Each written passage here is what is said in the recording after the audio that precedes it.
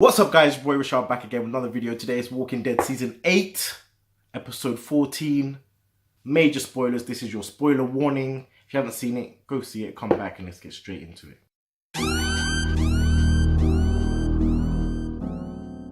So normally I don't really like the B-plots in the storylines.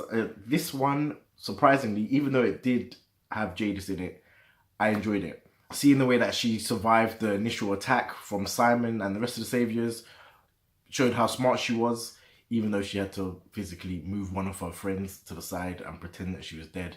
I thought she did it well. Negan doesn't really know what she wants to do. It's not really clear what she wants to do with him. She brought him there to kill him, apparently, but she could have done that any time. I don't know if getting a walker to eat him was part of the plan, or I don't know. She's crazy, so it didn't really make any sense to me. I like the fact that she had an actual deep conversation with Negan. You found out more about his wife, Lucille. Negan was begging and he almost shed a tear. So we're seeing a lot more of his backstory just in him and his conversations with other people, which is amazing. I love all those kind of character moments. That's character development gold. We see the helicopter again, which I have no idea what that's about. We've seen it about 3 times now. Rick's seen it.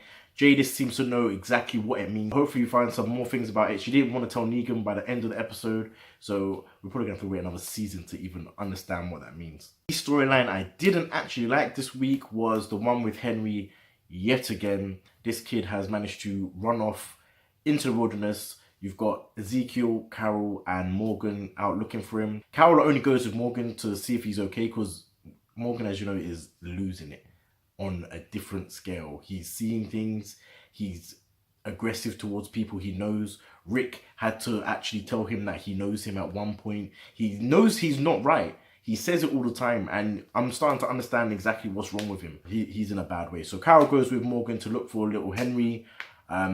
Ezekiel doesn't seem to go anywhere, even though he says that he wants to look for him. He doesn't actually leave. The main plot was pretty strong this week. I didn't enjoy it as much as last week's, but it did involve Rick again. Rick is taking Carl's death really badly. A lot of people were either saying Carl's death was drawn out or that it wasn't enough. And I feel like they've done the happy medium. They've kept it so that Rick himself, seemed to get over it very quickly. But now you see in his actions, he's actually grieving a lot. Rick goes out to kill the Saviors that escaped. He goes to, I can't even remember his name. You know the Savior, the one that I don't like, the one that's been really nice, that one. He goes to him, asks him where the Saviors could have went, gets a plan, and he leaves. This is after speaking with Michonne, and Michonne's trying to get him to calm down, to stop, to read Carl's letter, and Rick, he just can't do it, which I understand, but the way that he's going about it, I didn't agree with it. It's like, normally, you know me, I'm all there for the violence, but I wasn't with him in this episode. I wasn't. Morgan managed to find the Saviors and they get captured. I don't understand how they got captured, but they did. And I don't understand how, I know his name now, the long-haired prick, Jared. He has rounded up the rest of the Saviors and is trying to use Rick and Morgan as leverage to get back in good books with Negan. Story short, he convinces them to cut themselves free. He gives them his word saying that he's going to bring them back to Hilltop. He's going to save the people that are hurt. They have a plan there. They're going to be welcome. All that bullshit turns out to be lies. Morgan and Rick literally slaughter them. Kill 5 people in cold blood. And I was not happy with it. It didn't make me think, oh my God, Rick, I hate you now. It was just like, you're taking this very badly. I could see that. This is not good. Carol and Henry, she finds him. I thought he was dead. I wanted him to be dead. Children seem to flock to her for some strange reason, and it always seemed to die. So the fact that he didn't die was predictable because children do die around her. So I knew he wasn't going to die, but I did want him to lose his life this episode. I've had enough of this Henry guy. So after a short scuffle in which, for some strange reason, Negan manages to ninja himself a gun and a flare in the time it took Jadis to come back and check on him, she lets him go because he convinces her that he will make the people that actually killed her whole group pay, which is Simon. He knows it was Simon now, and he goes back to the sanctuary, picks someone up, which I believe, and please don't let me be wrong, I think it's the girl that knows that Dwight is a traitor.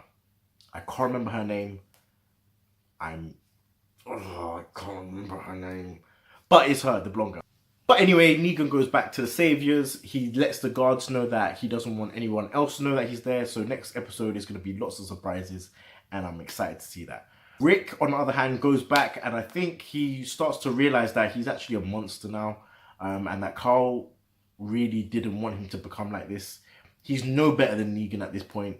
In fact, this episode showed that Negan had a lot of humanity while also simultaneously taking Rick's away, or showing that Rick's is starting to recede. End of the episode, Rick does read Carl's letter. I think he needed to just give himself time to grieve. The letter was very, very heartfelt. It was always good to hear Carl's voice again, even though he's probably never going to be in a show again. And yeah, I think that was a really heartfelt moment. I don't know how it's going to make Rick feel for the future, because obviously he does hate Negan and the Savior. I don't know if they're going to go the comic book route or they're going to do something completely different. But we'll just have to wait and see. Anyways, guys, those are my thoughts on this week's The Walking Dead. Let me know down in the comments what you guys thought. Did you like it? Did you not like it? Is it getting a bit too drawn out for you? We've only got 2 episodes left. I think 2 episodes left. As usual, subscribe if you're new, like for more content, and I'll see you guys in the next one. Peace. Taylor about the fucking flex.